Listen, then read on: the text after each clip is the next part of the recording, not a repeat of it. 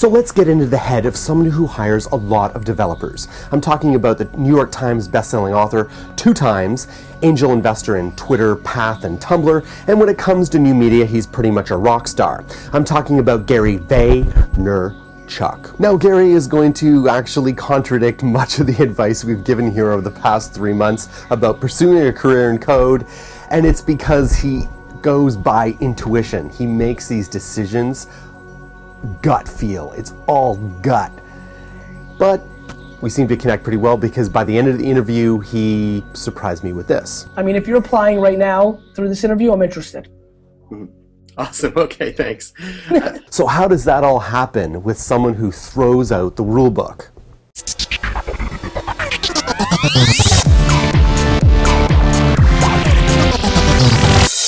I'm a little tricky because I'm completely EQ over IQ. If you try too hard, if you fake it, you're gonna lose. If you come in like study like Jets players and try to say something like, if you come in and say, Joe McKnight's my favorite Jet, thinking that that would impress me, I'd ask you 85 questions about Joe McKnight, and if you couldn't answer them and got exposed, you'd be in trouble. To me, the way to really impress me is actually not to look in my LinkedIn profile, not to look up Vayner, not to do all the competent things. I'm giving you the real answer, by the way. Not do all the things that most people think are competent. To me, the thing that really is going to shine is how much of yourself can you be without being nervous if you really want it or if you know who I am. I actually, like people that don't know who I am tend to do better because I just want to know who you are as a human being, what makes you tick. It's not your responsibility to win me over. It's my responsibility to win you over and make you happy once you're here. So that's what I'm actually doing. I'm not trying to get you to sell me on yourself. I'm trying to figure out what's at your heart and soul and how can I make you happy once you get here. I'm going to get you here. It's keeping you for as long as possible is what I'm interested in. I do. How's your intuition going so far? It's as good as everybody else's, right? 70-30, 60-40, some bad years 50-50. A raunchy liquor salesman once said to me, Gary, you don't know what you have until you sleep with it, right? And I kind of have carried that over to my business, which is, you could look great, and even my intuition, which I think is world class, might say that you're going to be great, and then you're just not. And so that's that. Mm-hmm. So can you give us an example of some developers you've worked with who really impress you? They're real rock stars. What do they do that the rest don't? I think the developers that I'm most impressed with, I'll give you one that I'm obsessed with. His name's Joe Stump. I worked with him with AJ Vaynerchuk on AJ Vaynerchuk, like that's official. AJ, my brother, on a site we hacked up called Please Dress Me. It was really AJ and Joe. Joe was at Dig, AJ was at Revision 3 interning that summer, and we made a t-shirt search engine, and I got involved and got us press and came up with some ideas. Anyway, what I love about Joe and what I love about Eric Kastner, my first developer at Wine Library, and Sam Bach, who's here at VaynerMedia right now, is there's a businessy kind of standpoint to them. They like the idea of selling stuff.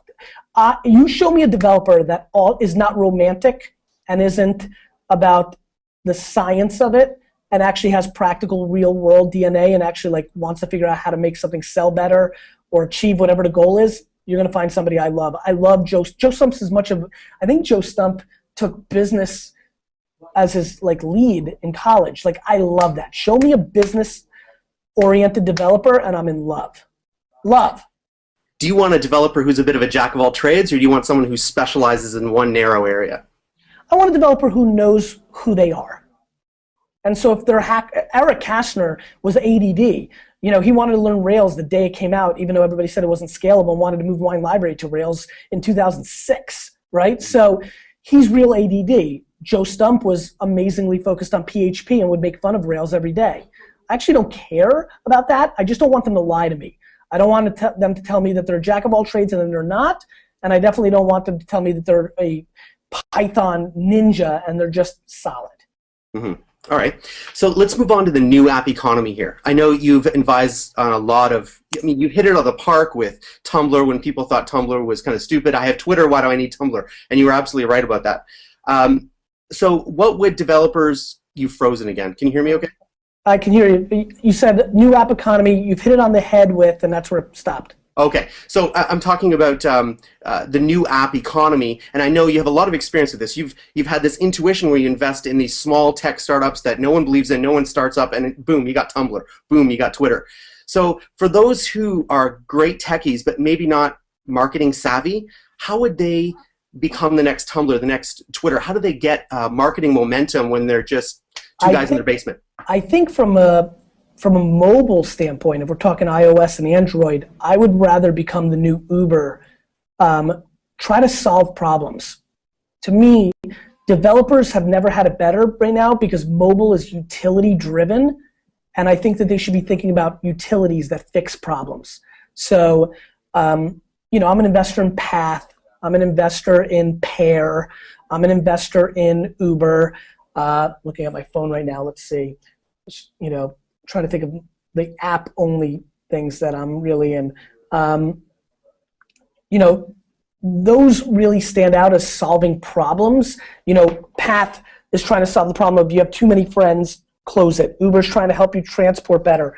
I think that whether it's mobile or desktop or anything, solve problems. That's what developers do best. Don't try to be marketers.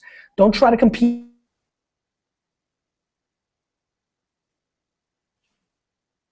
Froze again. I don't know if it's my connection or yours. I heard compete. After compete, you froze up. Got it. Don't compete with, people that are marketers. Solve problems. That's what developers actually understand, engineers understand. I think you've never been in a better spot as a developer, given that mobile is conducive to utility. That's the way to go. Awesome. Okay, last question. I'll let you go. I got about 2.5 minutes. So let's get real specific. Let's say my dream is to get hired by VaynerMedia. I think you got like 195 employees now or something like that the last time I checked. So let's say I do my research. I have a portfolio of work that I've done in the past, and I look at the job description, and I come up with a 90-day plan on how I'm going to turn whatever project around you're hiring me for. Am I going to knock it out of the park? What does that look like? Vayner's very different. Vayner is about the person. I'm not hiring for projects. I'm looking to hire for life. So if I think, I'm not worried about that we have this big project and we need more developers right now.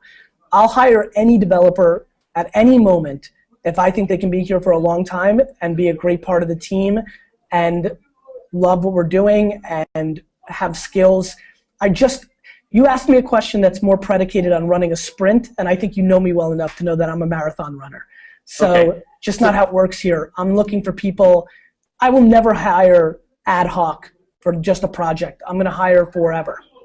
Okay. So is it fair to say that, you have to like the person more than, Yes. What kind of special language, Yes, I do. Here, yes. And do you determine that over a series of interviews, one interview, a Skype call? One. You're all intuition, aren't you? I am. I'm EQ. It's what's gotten me here. Yeah. And I'm willing to lose, right? If you're applying right now through this interview, I'm interested. Awesome. Okay, thanks. So guys, if you find these free interviews helpful, please like, subscribe, comment, and share. It would really help us out. I'll talk to you tomorrow where we talk about social media in the developer job search.